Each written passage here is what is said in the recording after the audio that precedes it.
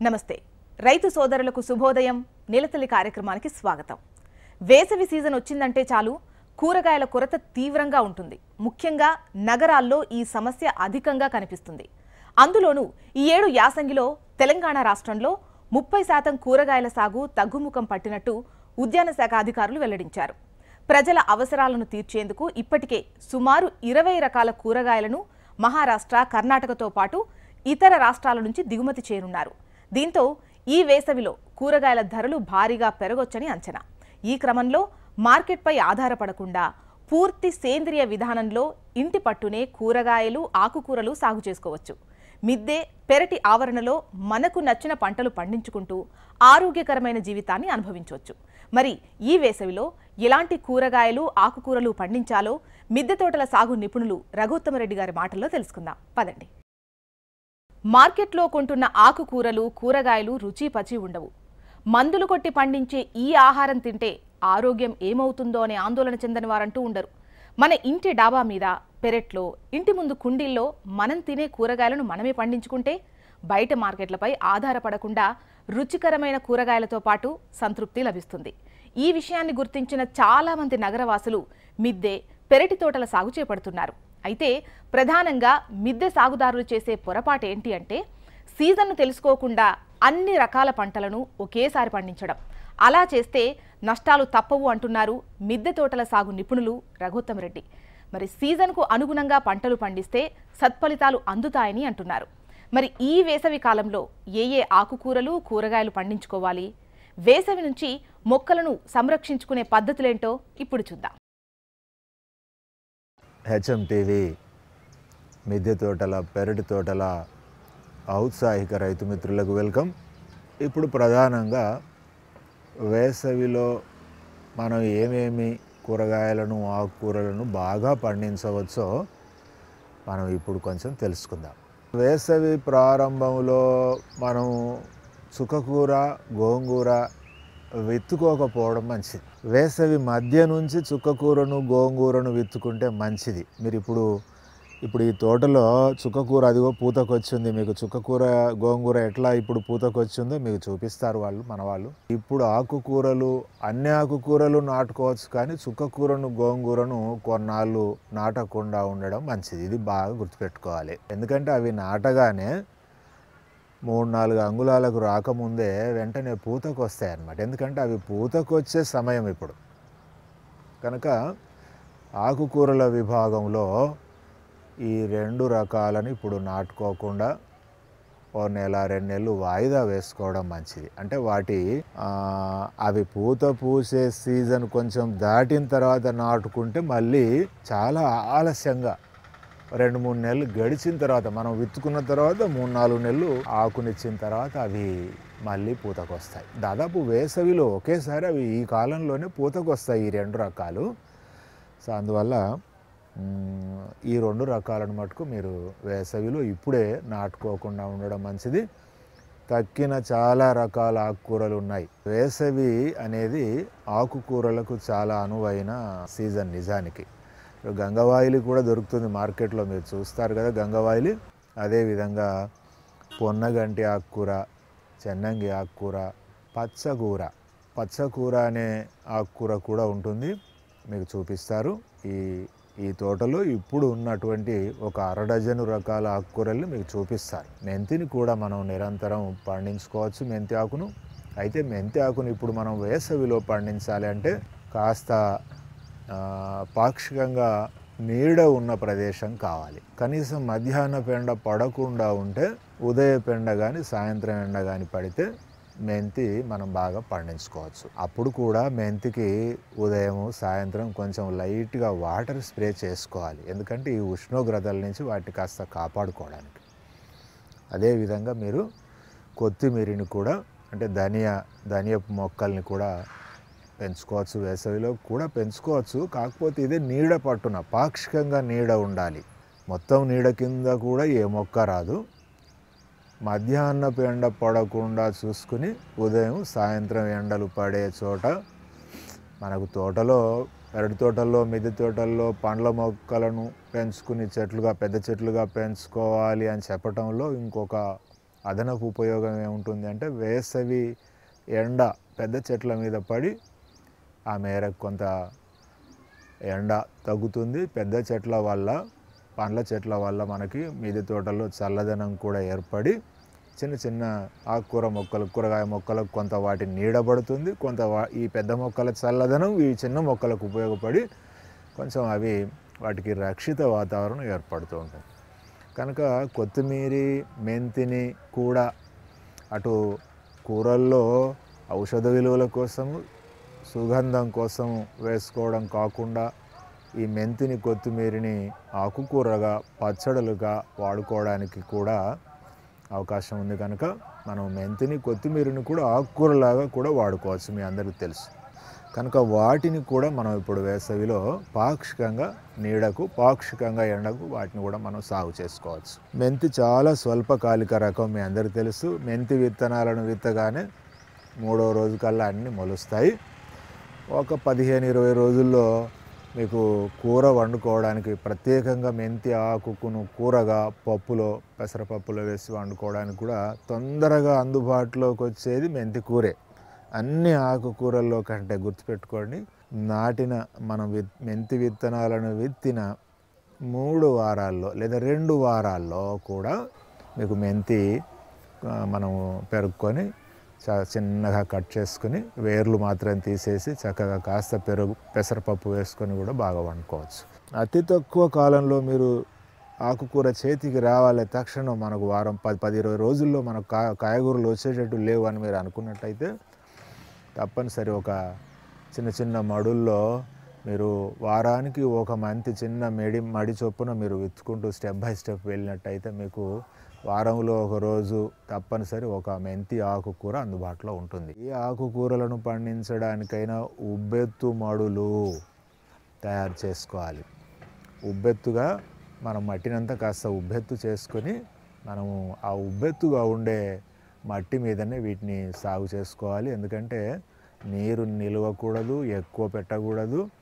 అందువల్ల మెంతి మొక్కలు వేరుకుళ్ళు తెగులు వచ్చి తొందరగా పడిపోతాయి, సులువుగా పడిపోతాయి. మెంతి అనేది వేరుకుళ్ళు తెగులును, ఎక్కువ నీటిని, ఎక్కువ తేమను తట్టుకోలేదు. మనం మొదటిసారి నాటేటప్పుడే విత్తనాలను మార్కెట్ నుంచి కానీ, వ్యక్తుల నుంచి కానీ సేకరించుకోవాలి.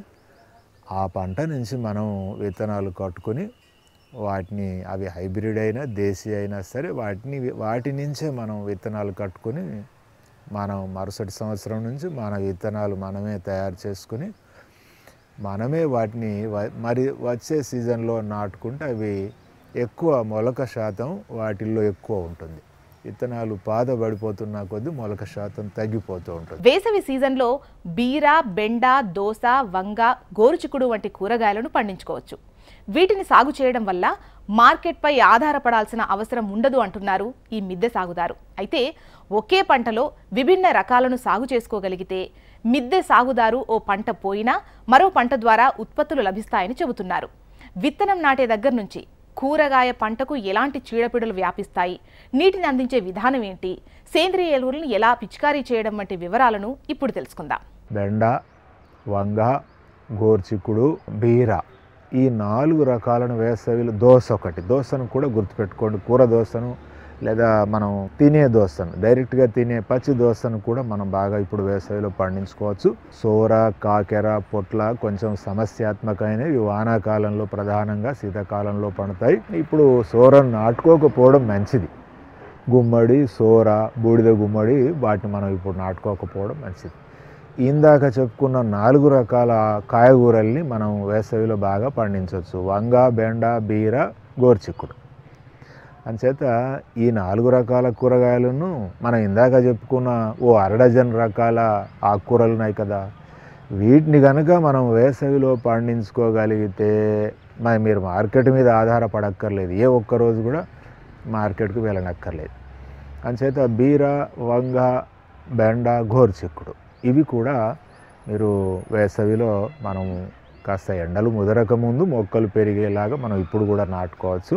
పొదజాతి కూరగాయలు వీటిని మనం అనాలి. వంగ, బెండ, గోరుచిక్కుడు పొద జాతి కిందకి వస్తాయి. బీర ఒకటి తీగ జాతి కిందకి వస్తుంది. బీరను మనకు మిద్దె తోటల్లో పెరటి తోటల్లో సైడ్స్కి 4 వైపులా నిలువు పందిళ్ళు వేసుకుని ఆ నిలువు పందిళ్ళ వైపు బీరను సాగు చేసుకుంటే బీరలో చాలా వెరైటీస్ ఉన్నాయి. నేతి బీర, దేశవాళీ ఉన్నాయి, హైబ్రిడ్ ఉన్నాయి.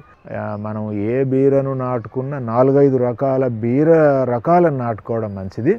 వంగలో కూడా మనం నాటుకున్న వంగ కూడా 3-4 రకాలను నాటుకుంటే మంచిది. ఇప్పుడు సపోజ్ వంగ ఉంది, వంగలో ఒక రకాన్ని నాటుకొని ఊరుకోకుండా 2-3 రకాల వంగలను, 2-3 రకాల బెండలను, 2-3 రకాల బీర విత్తనాలను కూడా నాటుకున్నట్టయితే ఒకటి ఏదైనా కారణం చేత పోయినా కూడా మరొకటి మనకి ఉపయోగపడుతుంది.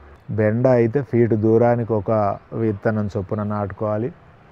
వంగ అయితే ఫీట్ దూరానికి ఒక మొక్క చొప్పున లేదా విత్తనం చొప్పున నాటుకోవాలి. గోరు చిక్కుడు అయితే 1/2 ఫీట్ దూరానికి ఒకటి నాటుకున్నా కూడా పర్వాలేదు. వేసవిలో ఇవి మనం పండించవలసిన కూరగాయలు ఈ 4 రకాలు. 4 రకాల కాయగూరలు పండించే క్రమంలో ఏవైనా సమస్యలు ఎదురవుతాయంటే అంటే నీటి యాజమాన్యం అన్నింటికి ఒకలాంటిదే. మట్టిలో తేమ ఉంటే నీరు పెట్టకూడదు, తేమ లేకపోతే పెట్టాలి. ఎక్కువ నీరు పెట్టకూడదు. అన్నీ రైజ్డ్ బెడ్స్ లేదా ఉబ్బెత్తు మడులు, మట్టి బోదెల మీదనే అన్నీ మనం సాగు చేసుకోవాలి. సాయంత్రం వేళల్లో తేనెటీగల సంచారం తక్కువ ఉండి పరపరాగ సంపర్కం కాక ఎక్కువ పాలినేషన్ జరగదు. ఆ సమస్య బీరలో ఎక్కువ వస్తుంది, సోరలో ఎక్కువ వస్తుంది. కనుక సాయంత్రం వేళల్లో మీరు బీర పువ్వులు, సోర పువ్వులు పూసే సమయానికి తోటలోకి వెళ్ళి కాస్త మేల్ ఫ్లవర్ను తెంపి, అంటే పిందె లేని పువ్వు మేల్ ఫ్లవరు, పిందె ఉన్న పువ్వు ఫీమేల్ ఫ్లవర్. గుర్తుపెట్టుకోండి, చాలామందికి కొంచెం కొత్త వాళ్ళు తెలియదు. కనుక పువ్వులు పూయగానే ఆ సాయంత్రం 6-6:30 వరకు పువ్వులన్నీ పూస్తాయి. అవి మేల్ ఫ్లవర్ను అంటే పిందె లేని పువ్వును తెంపి ఆ కేసరాలు, పువ్వులో కేసరాలు ఉంటాయి కదా, ఆ కేసరాలను మీరు పువ్వు పిందె ఉన్న పువ్వు దగ్గర తీసుకొచ్చి ఆ కేసరాలను ఇలాగా మీరు ఆ పుప్పొడి తగిలేలాగా రాస్తే పాలినేషన్ జరుగుతుంది. హ్యాండ్ పాలినేషన్ అంటాం దాన్ని. అది సత్ఫలితాలను ఇస్తుంది. అంచేత బీరలో, సోరలో వచ్చే ప్రధానమైన సమస్య అది. దానికి ఇది పరిష్కారం చేసుకోవాలి. 5 మిల్లీలీటర్ల వేప నూనెను లీటర్ నీటిలో కలిపి బాగా షేక్ చేయాలి. నొరగ వచ్చేదాకా షేక్ చేయాలన్నమాట. తెల్ల నొరగలాగా వస్తుంది బాటిల్లో. బాగా షేక్ చేస్తే అంత బాగా కలిసిపోతుంది. వేప నూనె కదా, నూనె నీటి మీద పేరుకునే అవకాశం ఉంటుంది. మందు వేరవుతుంది, నీరు వేరవుతుంది. కనుక మనం స్ప్రే చేస్తున్నప్పుడు కూడా ఎప్పుడు షేక్ చేస్తూ స్ప్రే చేసినట్టయితే, ఆకులు అడుగు బాగా పేను ఉన్న చోట స్ప్రే చేసినట్టయితే ఆ పేను నశించిపోతుంది. ఇవి ప్రధానంగా కూరగాయల్లో వచ్చే 2 సమస్యలు ఇవి. ఆకుకూరల్లో వచ్చే సమస్యలు అవి. ఈ రెండింటిని ఈ కాలంలో, ఈ వేసవిలో మనం పెంచుకునే పద్ధతి. మిగతా వాటి జోలికి పోకుండా ఉండడం మంచిది. మిగతా రకాల కాయగూరలు, రకరకాల టొమాటో, క్యాబేజీ, క్యాలీఫ్లవరు, చిక్కుడు ఇవన్నీ కూడా వేసవికి అనువైన పంటలు కావు. వేసవి సీజన్ ఆకుకూరల సాగుకు అనువైంది. ఒక్క గోంగూర, చుక్కకూర మినహాయించి మిగిలిన అన్ని రకాల ఆకుకూరలను సాగు చేసుకోవచ్చు. గంగవాయులు, పొన్నగంటి, చెన్నంగి, పచ్చకూర, మెంతి వంటి ఎన్నో రకాల ఆకుకూరలు రఘుత్తమరెడ్డి గారి మిద్దె తోటలో కనిపిస్తాయి. ఆకుకూరల్లోని ఔషధ విలువలను, వాటి రుచులను ఎంతో ఆసక్తిగా వివరిస్తారు ఈయన. అందుకే మిద్దె సాగులో ఆకుకూరలకు ప్రాధాన్యత ఇస్తారు. మరి ఆకుకూరలను పండించుకోవడానికి ఎలాంటి మడులను ఏర్పాటు చేసుకోవాలి? చీడపీడలు రాకుండా పాటించాల్సిన పద్ధతులేంటి? విత్తనాలను ఎక్కడి నుంచి సేకరించాలి? సొంతంగా విత్తనం తయారు చేసుకునే విధానాలేంటి? అధిక దిగుబడి సాధించే పద్ధతులేంటో ఇప్పుడు చూద్దాం. విత్తనాలది పెద్ద సమస్య. మిద్దె తోటల వాళ్ళకు, పెరటి తోటల వాళ్ళకు, రైతులకు పెద్ద సమస్య. రైతులందరూ కూడా బయట మార్కెట్ మీద ఆధారపడుతున్నారు విత్తనాల కోసం. కొందరు రైతులు విత్తనాలను కూడా ఉత్పత్తి చేసి కంపెనీలకు అమ్మి వాటి చేత తిరిగి రైతులకు కూడా వాళ్ళు కొనుక్కుంటూ ఉన్నారు. విత్తనాల విషయంలో కూడా మనం మార్కెట్ మీద ఆధారపడకుండా స్వయం పోషకత్వం సాధిస్తే విత్తనాల వల్ల వచ్చే సమస్యలు, ఖర్చు మనకు తప్పుతాయి. బీరకాయ, మనం బీర విత్తనాలు, మునగ విత్తనాలు, చెమ్మ విత్తనాలు, తంబ అంటారు. అన్ని రకాల కూరగాయల, ఆకుకూరల విత్తనాలను అన్ని రకాలను కూడా మనం మిద్దె తోటల్లోనే మన పంటలోంచే కాసింత భాగాన్ని పక్కకు పెట్టుకున్నట్టయితే మన విత్తనాలు మనం కట్టుకోవచ్చు. బీరకాయలు పడటం ప్రారంభం కాగానే ఒక మంచి బలమైన బీరకాయను విత్తనం కోసం మీరు అలా వదిలేసేయండి. ఆ బీర చెట్టు లైఫ్ అయిపోయేలోపు ఆ కాయ ఎండి విత్తనాలు తయారవుతాయి. అట్లాగే అన్ని రకాలను కూడా, వంకాయ పూత కాత రాగానే ఒక మంచి వంకాయను, 2 వంకాయలను విత్తనం కోసం బాగా బలంగా ఆరోగ్యంగా ఉన్న వాటిని వదిలేసేయండి. అవి తిరిగి పండువారి విత్తనాలు అయిన తర్వాత వాటిని చేసుకొని మనం విత్తనాలు చేసుకోవచ్చు. అందుచేత మొదట్లో మీరు మార్కెట్ మీద ఆధారపడ్డా తర్వాత సంవత్సరం నుంచి మార్కెట్ మీద ఆధారపడకూడదు. ఆ మొదటిసారి నాటిన అన్ని రకాల విత్తనాల నుంచి అన్ని విత్తనాలను మనం కట్టుకోవాలి. వాటిని జాగ్రత్త చేసుకున్నట్టయితే వాటిని తిరిగి నాటుకుంటే పంట విషయంలో పెద్ద తేడా ఏం రాదు. ఎరువు పుష్కలంగా ఉన్నట్టయితే అన్ని రకాల విత్తనాలు కూడా అన్ని బాగానే కాస్తాయి. ఇప్పుడు సోర చెట్టు వేరు వ్యవస్థ చాలా పొడవుగాను చాలా పెద్దగాను ఉంటుంది. సోర చెట్టును మీరు ఒక ఈపాటి చిన్న కుండీలో పెడితే అది పెద్దగా పెరగదు, పెరిగిన కాపు కాయదు, మనకు ఉత్పత్తి రాదు.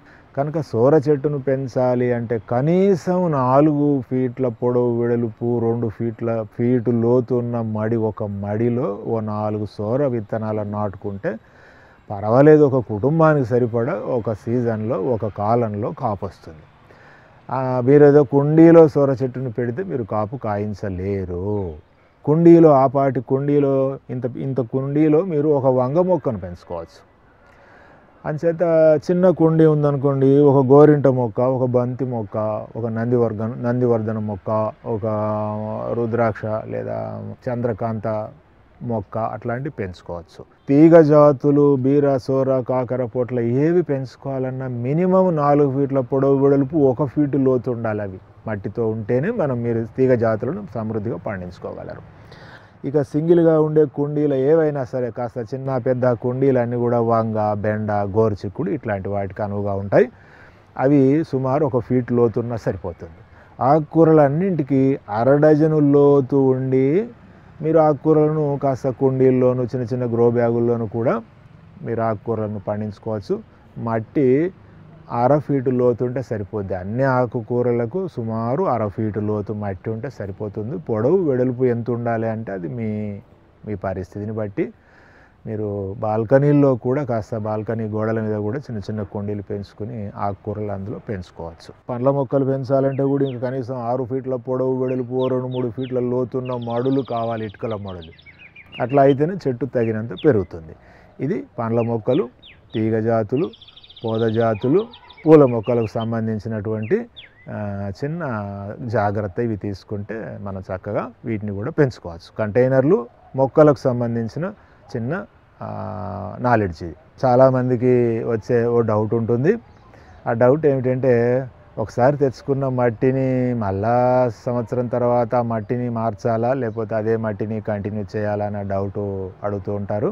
మనం ఒకసారి తెచ్చుకుని భర్తీ చేసుకున్నటువంటి మట్టి, కంటైనర్లలో నింపుకున్న మట్టిని మనం మార్చనక్కర్లేదు. అదే మట్టిని మనం సంవత్సరాల తరబడి వాడుకోవచ్చు, ఏ ప్రమాదం ఉండదు. కాకపోతే ఏమిటి, మనం పంట తీసుకున్న ప్రతిసారి మట్టిలో కాస్త ఎరువును మళ్ళీ భర్తీ చేయవలసి ఉంటుంది. ఓ మడి నిండా మట్టి ఉంటుంది, మరి ఎరువు ఎట్లా భర్తీ చేయాలి అంటే, మనం భర్తీ చేయవలసిన ఎరువుకు సమానంగా అందులోంచి మడిలోంచి మట్టిని తీసి ఆ టబ్లోంచో, ఆ గ్రో బ్యాగులోంచో, ఆ కుండీలోంచో కాస్త ఓ 5% మట్టిని 10% మట్టిని తీసి పక్కకు పోసుకుని తిరిగి దాంట్లో మడిలో లేదా ఆ గ్రో బ్యాగులో మళ్ళీ మనం ఎరువును నింపుకున్నట్టయితే, మట్టిలో అంతా కలుపుకున్నట్టయితే అది సరిపోతుంది. మనం మట్టిని కింద కుమ్మరించి వారం 10 రోజులు ఎండబెట్టుకోవడం మంచిది. మట్టి శుభ్రతకు సంబంధించి అట్లా చేసుకోవాలి. అంతే తప్ప మట్టిని మనమేమి మాటికి ప్రతి సంవత్సరం మార్చనక్కర్లేదు. ఒకసారి మట్టిని తెచ్చి పోసుకున్నట్టయితే సంవత్సరాల తరబడి అదే మట్టిని వాడుకోవచ్చు. కాకపోతే పంటకు మధ్య తప్పనిసరి అందులో ఎరువు చేర్చాలి. మనం మట్టిలోంచి ఎంత పంటను తీసుకుంటే అంత ఎరువును తిరిగి మట్టిలో చేర్చాలి.